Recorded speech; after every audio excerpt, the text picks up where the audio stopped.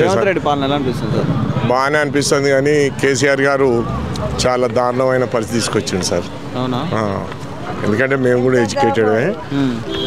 వారు మాట నిలబెట్టుకోవడానికి ప్రయత్నం చేస్తాడు రేవంత్ రెడ్డి గారా? అవునండి.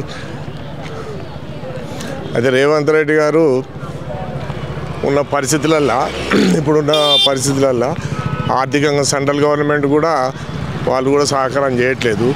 ఎందుకంటే బీజేపీ కూడా గవర్నమెంటు మాది రావాలి అనేతోని కొంత అమౌంట్ను హోల్డ్ పెడుతున్నారు.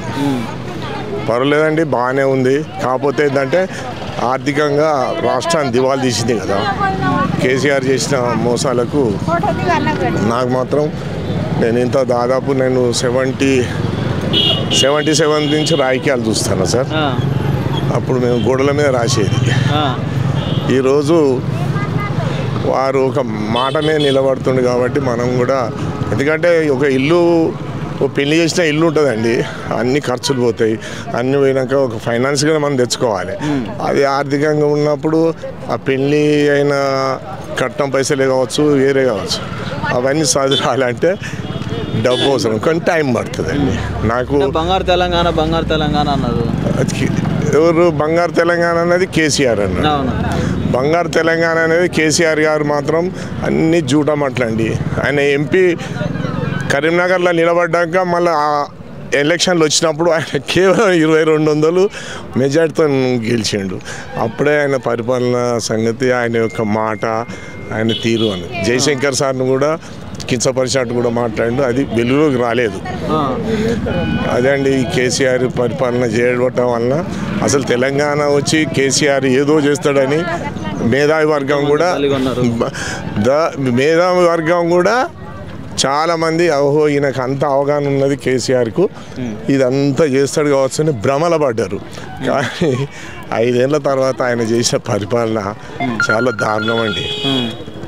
నేను మాత్రం దాదాపు నేను చెప్తున్నాను కదా, 77 ఇందిరాగాంధీ ఎమర్జెన్సీ పెట్టినప్పుడు మేము పిల్లగాళ్ళం గోడల మీద రాసేది, కాంగ్రెస్ అని రాసేది. అప్పుడు జనతా పార్టీ కూడా వచ్చింది. అయినా కూడా మేము పిల్లగానప్పటి నుంచి చూస్తాం. అది అంటే రేవంత్ రెడ్డి ఇప్పుడు ఇన్నాళ్ళు కాంగ్రెస్కి కరెక్ట్ ఓటు దొరికింది అనుకుంటున్నారా సార్? నేనైతే అనుకుంటాను. అంటే నా ఎక్స్పీరియన్స్ ప్రకారంగా కరెక్ట్ రాష్ట్రానికి తగ్గ నాయకుడు అంటే రేవంతే. ఎవరు లేరు.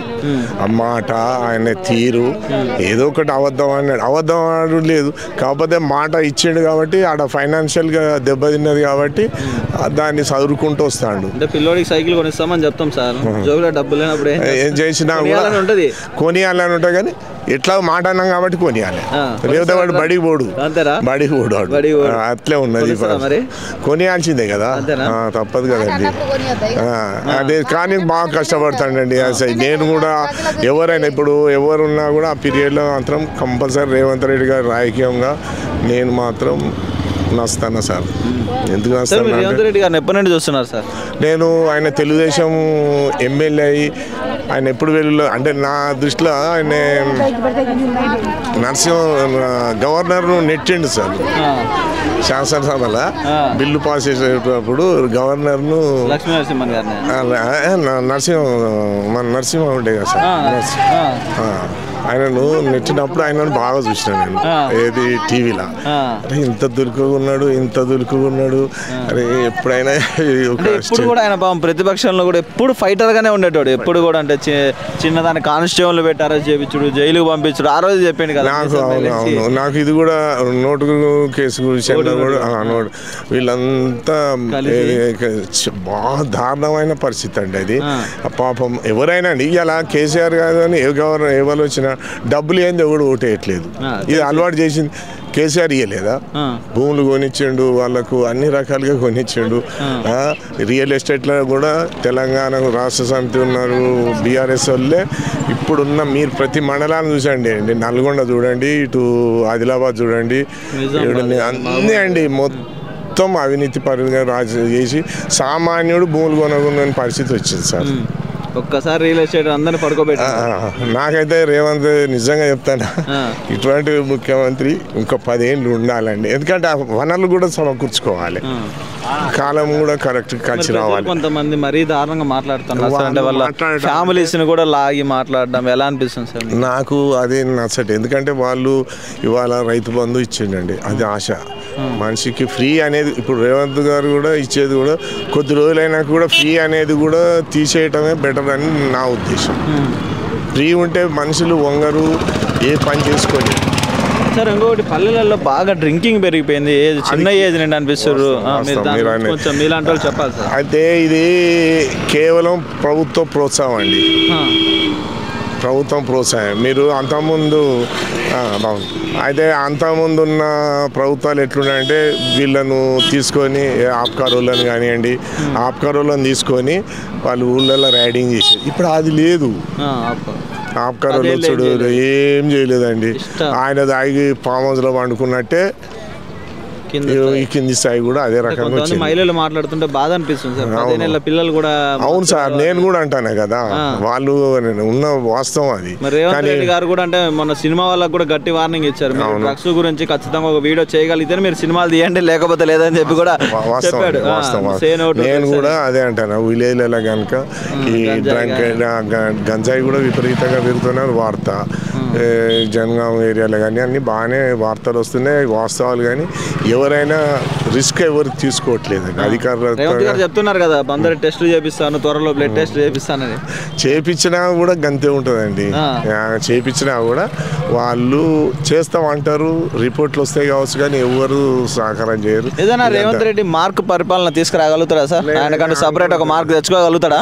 ఇంకో టైం పడుతుందని నా ఆలోచన అండి, ఇంకో 1.5 ఇయర్ పడవచ్చు అని నా ఆలోచన. సెట్ చేసుకుంటా 1.5 ఇయర్ అయితే పక్కా అండి, 1.5 ఇయర్ పడుతుందండి. ఏదో పాపం ఆయన ఆవేశమో యువ రక్తమో, ఆయన ఏదో తపన ఉన్నది, ఏదో చేయాలి నేను అనే ఒక తపన అయితే ఉన్నది. నేనైతే ఆయన ఒక వర్డ్లో కేసీఆర్ గురించి చెప్పండి, ఏం చెప్తారు సార్? కేసీఆర్ అనేటోడు జన్మల అటువంటి ముఖ్యమంత్రి రావద్దని నేను అనుకుంటున్నా సార్. కేటీఆర్ గురించి సార్? కేటీఆర్ ఆయన అమెరికా పోయినది మేము కూడా కొంచెం అప్పుడు స్టడీ చేసిన వాళ్ళమే, కానీ అమెరికా పోయింది. కానీ ఆయన కూడా డ్రగ్ మాస్టరే అని వార్తలు వింటున్నాయి. రికార్డింగ్స్ కానీ ప్రముఖ హీరోయిన్స్ కదండి కాల్ రికార్డింగ్ చేసి వాళ్ళు ఎంత దారుణం అండి. మంచి వాళ్ళని కూడా ప్రతి ఒక్క ఎమ్మెల్యేని మేము కూడా ఒక ఎమ్మెల్యే మాట్లాడదామన్నా కూడా లేదు, తర్వాత మాట్లాడదామనే పరిస్థితి వచ్చిందండి. వాస్తవం ఇది, అంటే పేరు చెప్పండి, చీ దారుణం అండి వాళ్ళు. అయితే వాళ్ళు మనం చేసుకొని వాళ్ళు అవునవును, ఇలా కొంతమంది సినిమా యాక్టర్ల కుటుంబాలు కూడా ఆగమైనాయి.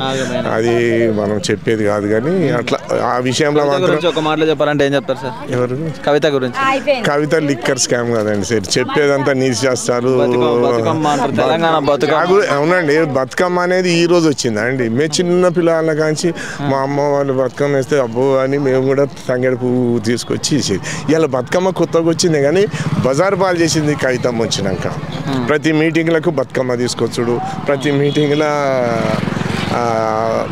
బతుకమ్మ అనేది అవసరమా అండి? బతుకమ్మ దాని వాల్యూ లేకుండా చేసిందే బతుకమ్మ. బతుకమ్మ అంటే పండుగ వస్తుంది, మన ఇంటికి చుట్టాలు వస్తారు అని మాకు మంచి అభిప్రాయం ఉంది. ఇప్పుడు రేవంత్ రెడ్డి వచ్చిన తర్వాత బతుకమ్మ ముచ్చటేది అదే పాత బతుకమ్మ స్టార్ట్ అవుతుంది. అంటే ఓవరాల్గా రేవంత్ రెడ్డి గురించి ఒక్క మాటలో చెప్పాలంటే ఏం చెప్తారు సార్? నేను ఒక్క మాట, అటువంటి నాయకుడు ఉండాలి. ఇంకా ఆయనకున్న పరిస్థితులలో ఆర్థిక పరిస్థితులలో దెబ్బతీసింది కాబట్టి అది వనరులు సమకూర్చుకోవడానికి ప్రయత్నం చేసుకోవాలి. ఆయన ఇంకా కూడా ముందు కోటరీ కూడా సపోర్ట్ చేయాలి కదా సార్? ఏంటి సార్? చుట్టూ ఉండే కోటరీ కూడా వాళ్ళు కూడా తోటి మంత్రివర్గం కూడా సహకారం చేయాలి, ఎమ్మెల్యేలు సహకారం చేయాలి, అప్పుడైనా పోతాడు. కాంగ్రెస్ లో ఒకవేళ రేవంత్ రెడ్డి కాకపోతే ఈ పర్సన్ అయితే సీఎం అయితే బాగుంటుంది అనే పర్సన్ ఎవరు ఉన్నారా సార్? అంత క్రెడిబిలిటీ ఉన్న వాళ్ళు? నాకైతే అనిపిస్తలేదు సార్. నేను దాదాపు 67 ఇయర్స్ ఏజ్, నాకైతే కనబడలేదు. ఓన్లీ రేవంత్ రెడ్డి, రేవంత్ రెడ్డి కాంగ్రెస్ అంతే అండి, అంతే సార్.